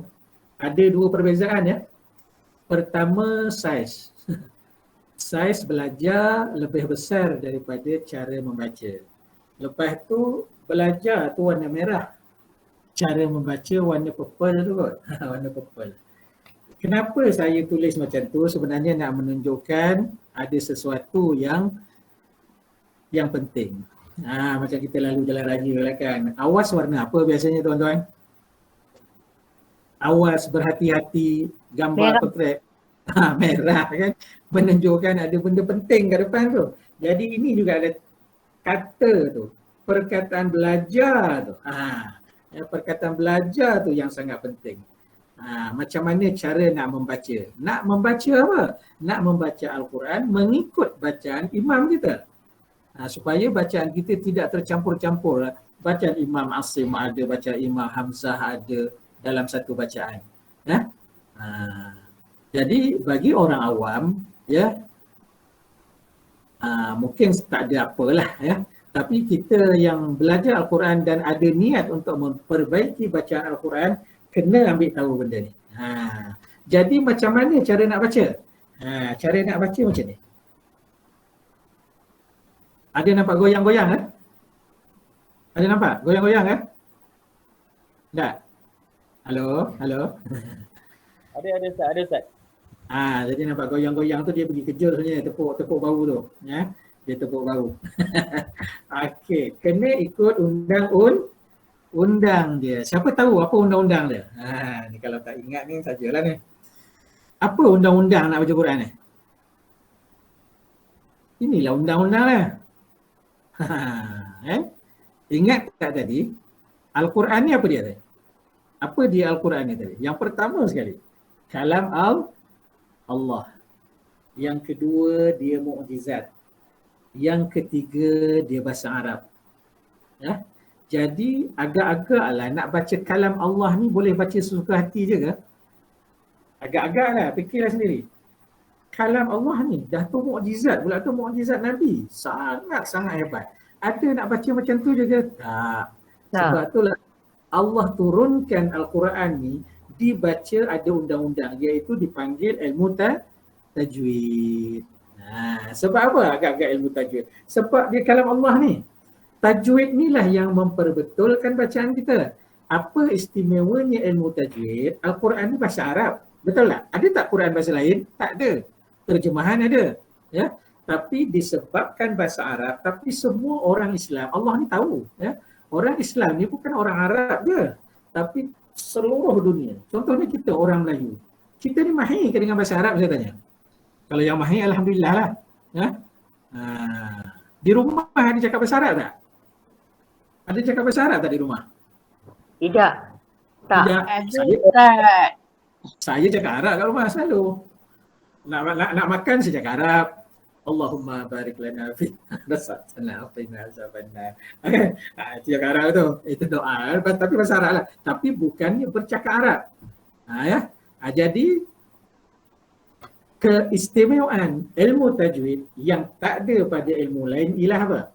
Dengan betulnya ilmu tajwid, dia dapat mengelak kita melakukan kesalahan semasa membaca Al-Quran. Kita tak faham, sepatah haram pun tak faham baca Al-Quran tu. Apa maknanya? Ya?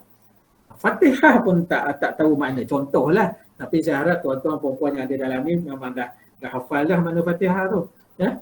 Qul a'udzu birabbin nas. Faham tak apa qul a'udzu birabbin nas? Contoh. Tak faham. Al-Baqarah lagilah kan.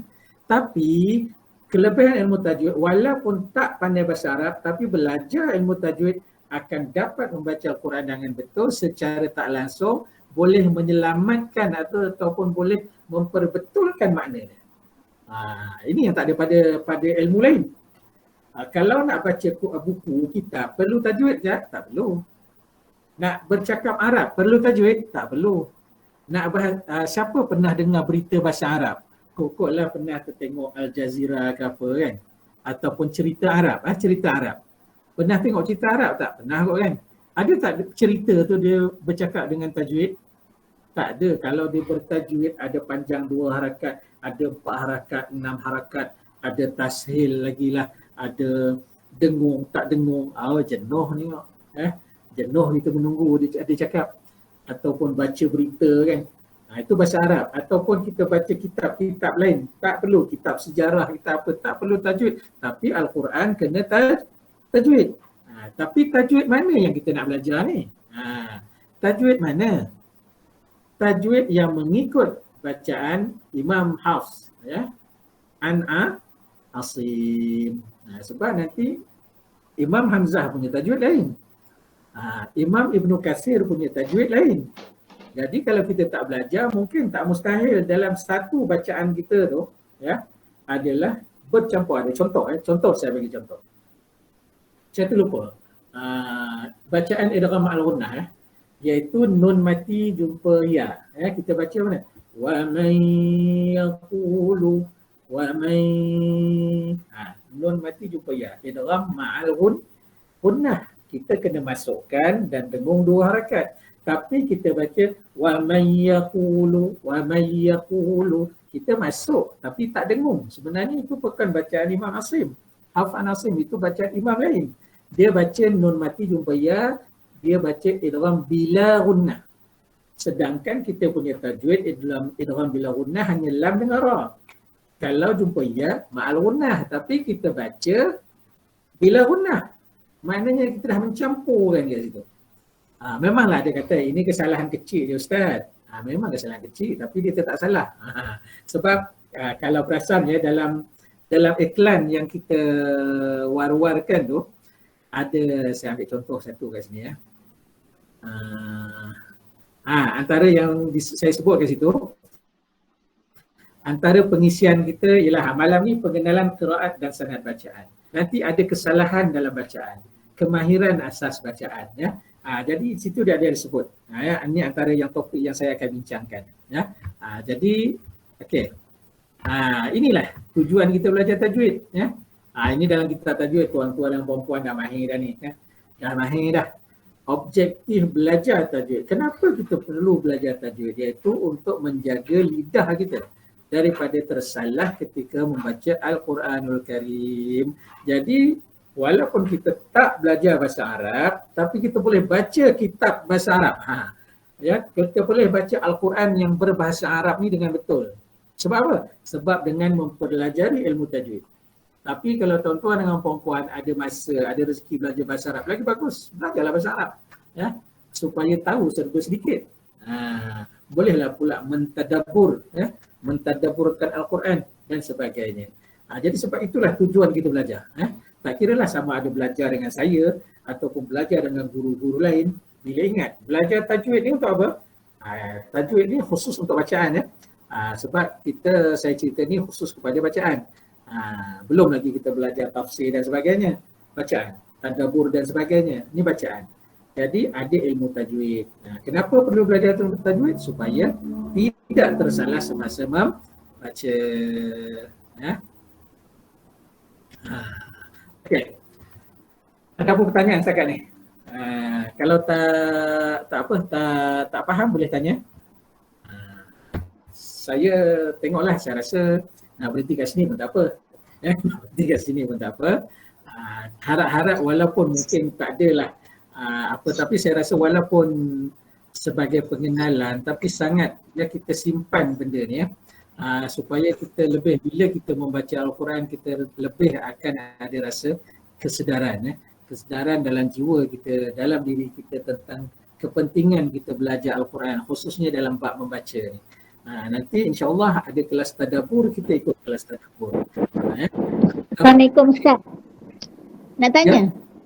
Nak tanya, saya daripada video, nak tanya macam mana nak fokus menyanyikan huruf-huruf ke atas dan bawah. Fokus. Siapa ni? Puan Naziah ya? Ya. Daripada video, saya nak tanya macam mana caranya kita nak mata kita ni untuk ini kan huruf mengenal huruf atas dan bawah, depan. Sebab saya selalu tersalah sebutan. Macam mana caranya Ustaz? Okey.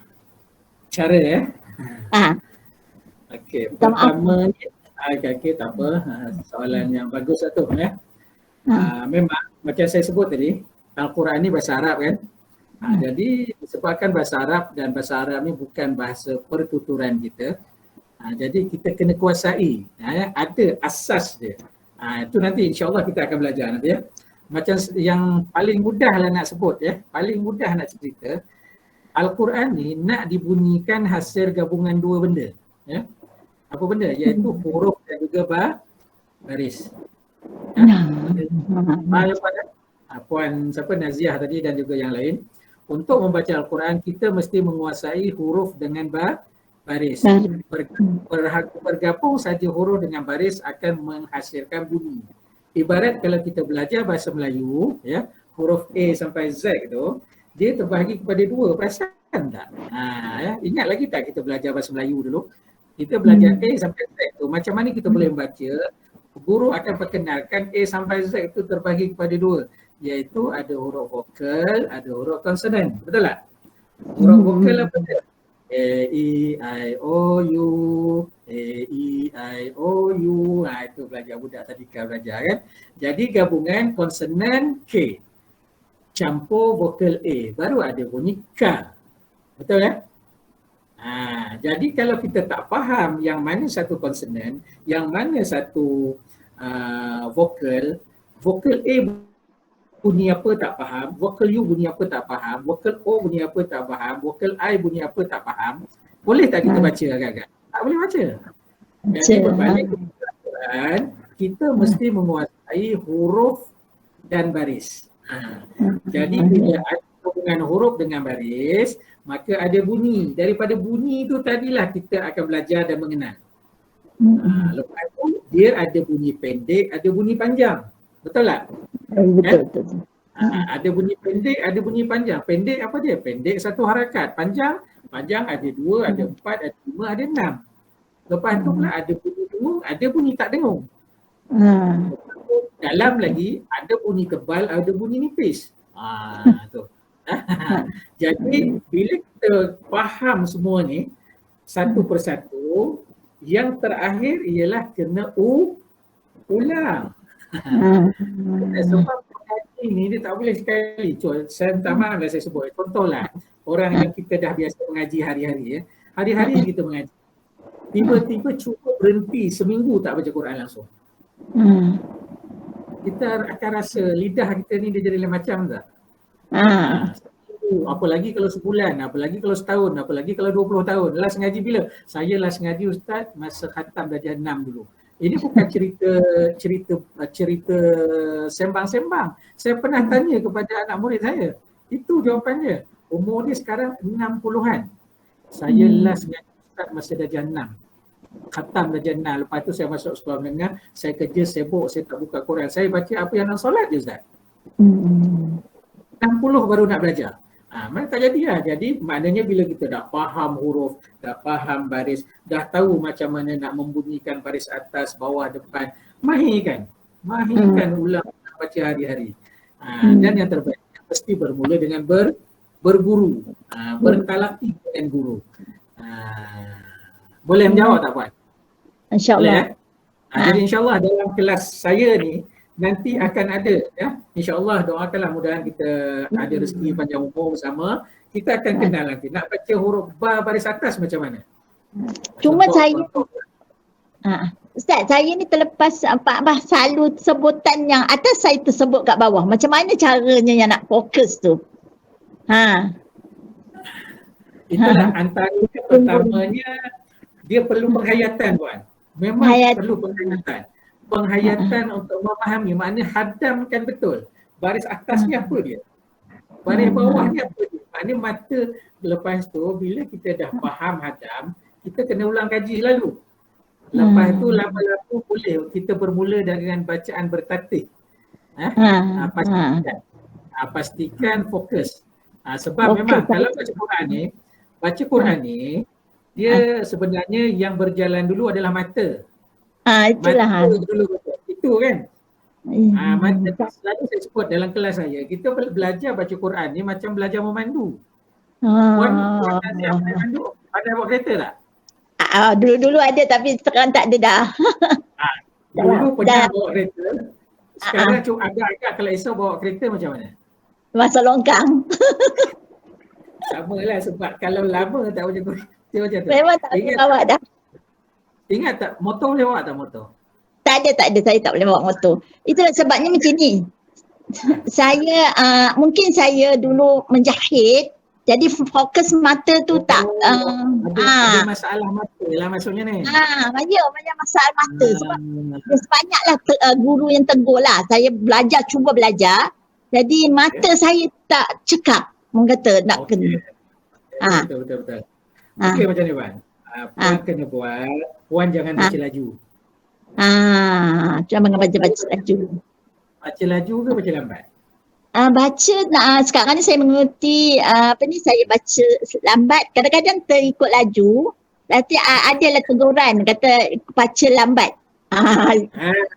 Mana sama lah tu contoh sebab apa? Kita yang penting kualiti bacaan, bukannya kuantiti. Contohlah kita baca Zalikal kitabu la raiba fihi. Jangan kita baca zalikal la. Itu dah campur aduk dah. Maknanya walaupun perlahan tapi betul. Ini contoh saya perlahan kan. Tapi kalau mungkin Puan boleh laju. Tapi saya lah sebab saya pun tak dengar bacaan Puan secara berdepan kan. Tapi kalau ikut ialah masalah ni bukan masalah mana dia ada hubung kait dengan penglihatan kan. Sebab kata menjahit. Jadi kena baca lebih berhati-hati dan lebih jangan laju sangatlah baca. Baca secara pastikan satu saja. Maknanya jangan kedekut dengan masa. Kadang-kadang kita kedekut dengan masa. Alamak nak habis juga 2 muka surat. Kalau tak mampu bacalah sikit dulu kan. Sikit. Tapi baca dengan tertib. detail dengan betul kan. Memang ni kan biasa. Mudah-mudahan lah. Ya, mudah-mudahan. Ya, membantu. ya, doakan. Ah, Terima kasih Ustaz. ya, sama. Ada apa-apa lagi?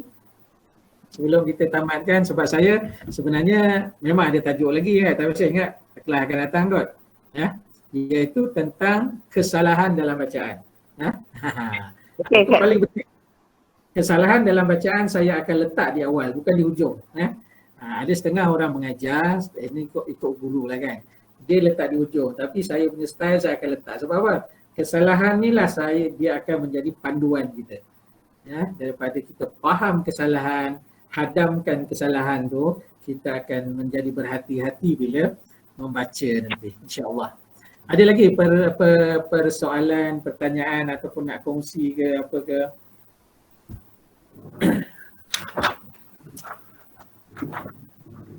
Tak ada? Tak ada Ustaz. Kita sambung minggu depan. Sama itulah, minta-minta tak ada faham lah. Saya takut satu je, tak ada persoalan sebab tak faham apa benda. Saya tak faham lah Ustaz. Kan? Saya tengok sini ada, saya ingat dalam 70 orang juga ya. Tadi ada sampai 77. Ada yang dah left. Mungkinlah ada urusan dia. Sekejap ya, saya nak tengok. Ada ke chat-chat yang berkaitan soalan melalui chat?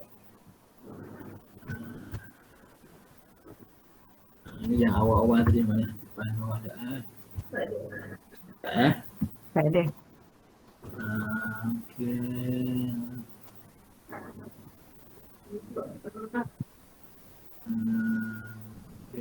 Belum ada sangat lagi sebab kita baru mukadimah kot Ustaz. Okey, ada belajar tak pernah yang pasal qiraat tadi yang pernah dengar. Tak pernah dengar, orang Melayu yang tak pernah dengar pasal imam-imam qiraat ni. Okey, terima kasih yang faham. Alhamdulillah.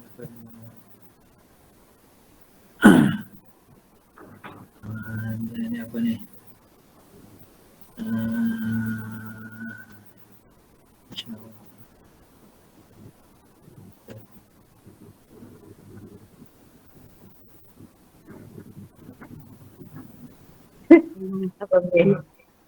Sambung. Okey, itu je lah kot komen ya. Tak ada apa pertanyaan pun tak ada dalam komen ni, alhamdulillah lah. Okey. Jadi saya rasa itu sajalah kot ya untuk malam ni. Ustaz, kalau kita boleh akhiri dengan doa ya Ustaz. InsyaAllah.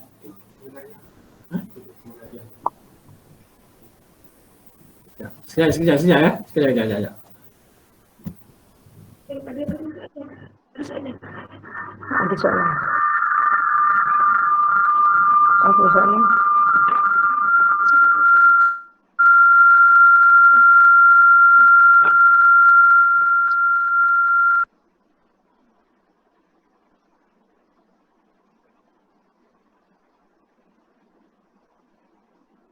Ni kamu baca doa dah ni. Mana pergi ustaznya?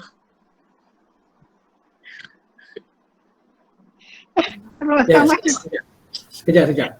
Kapan nak baca? Ada teknikal tadi sikit. Okeylah. Jadi terima kasihlah kepada tuan-tuan dan puan-puan yang sanggup menunggu pada malam ni.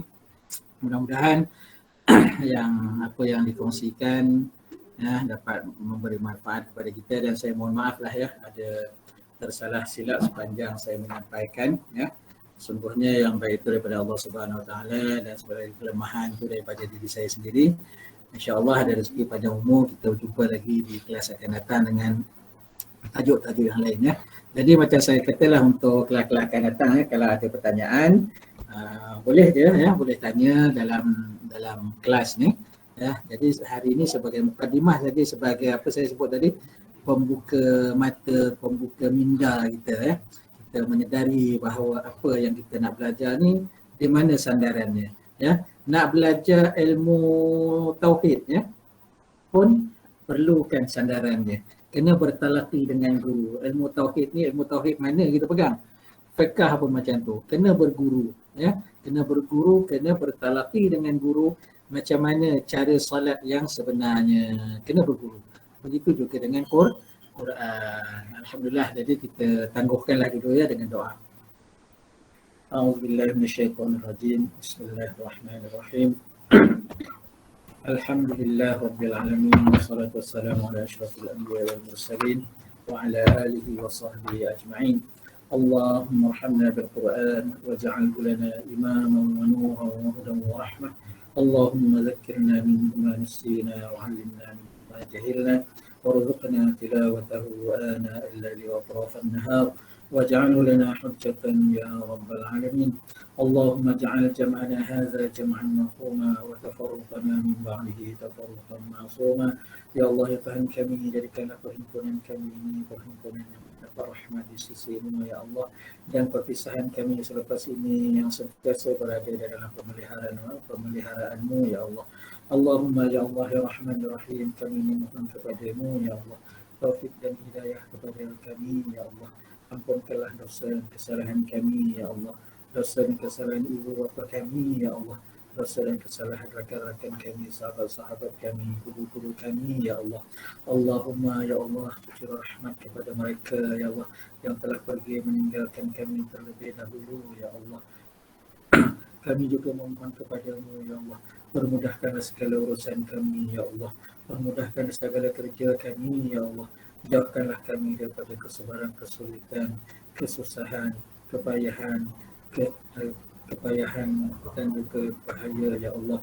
Kami memohon kepada-Mu ya Allah, jika ada di antara kami dan mereka ya Allah yang dalam keadaan sakit, Kau sembuhkanlah ya Allah. Jika ada di antara kami dan mereka yang dalam kesusahan, Kau senangkanlah ya Allah. Jika ada di antara kami dan mereka dalam kesempitan, Kau lapangkanlah ya Allah. Jika ada di antara kami dan mereka yang sedang berduka cita, Kau gembirakanlah ya Allah. Jauhkanlah kami daripada mara bahaya bencana ya Allah, berbagai penyakit khususnya virus corona ini ya Allah. Kami memohon rahmat dari-Mu ya Allah, berilah perlindungan kepada kami ya Allah, berikanlah kesabaran kepada kami yang menerima berbagai ujian ini ya Allah. Hanya kepada-Mu lah tempat kami berserah ya Allah.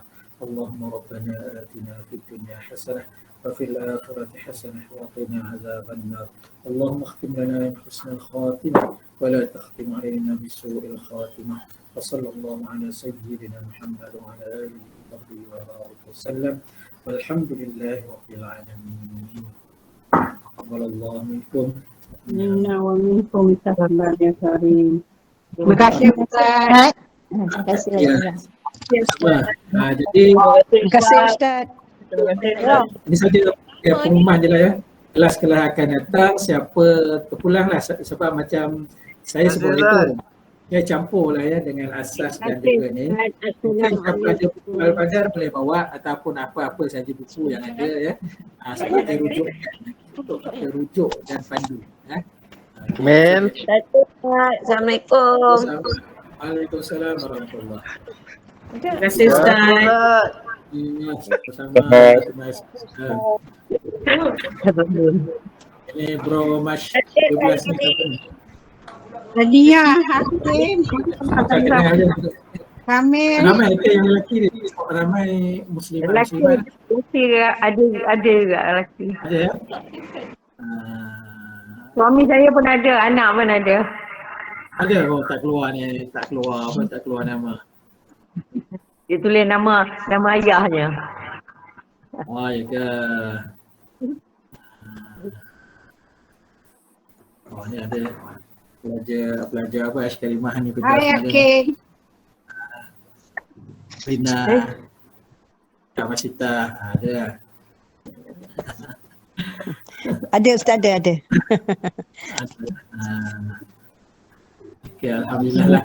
Jadi tak apa, saya undur diri lah ya. Ya, baik Ustaz. Terima kasih banyak Ustaz. Terima kasih banyak Ustaz. Assalamualaikum. Assalamualaikum. Bismillah. Apa khabar? Alhamdulillah baik. Ada, ya Allah. Sahabat ngaji. Terima kasih. Assalamualaikum semua. Waalaikumsalam. Hamzah. Puan Lily, Puan Lily, Ya saya. saya nak tanya Ya. kelas kita nanti hari yang sama, masa yang sama ke nanti? Iya betul. Maknanya hari Selasa, Ustaz Azmi setiap hari Selasa. ya? Sekarang ni kita start 9 suku. Tapi besok nanti kalau kita ada isyara lebih awal besok kita pun boleh start pukul 9. Boleh ya? Puan Lily, Ya saya. saya rasa tadi Isya kita Ya. saya rasa mungkin 9 suku tadi cepat sangat lah sebab Isya kita pukul berapa tadi ke? Ustaz kita. Saya rasa kurang cover sikit. Okey lah 9.47. 9.47 ya macam kena terbubur sikit tadi masa Isya. Itulah. Itu sebab kita start. Kalau tidak Ustaz nak mula pukul 9. Saya kata tak orang nak solat. Oh tak sempat 9 lagi cepat tu. Betul. Puan Syimah dari Kuala ya? Saya daripada Ipoh ni Puan Lily. Dari Ipoh. Kawan saya Faridah Jamaluddin tu yang bagi saya link ni.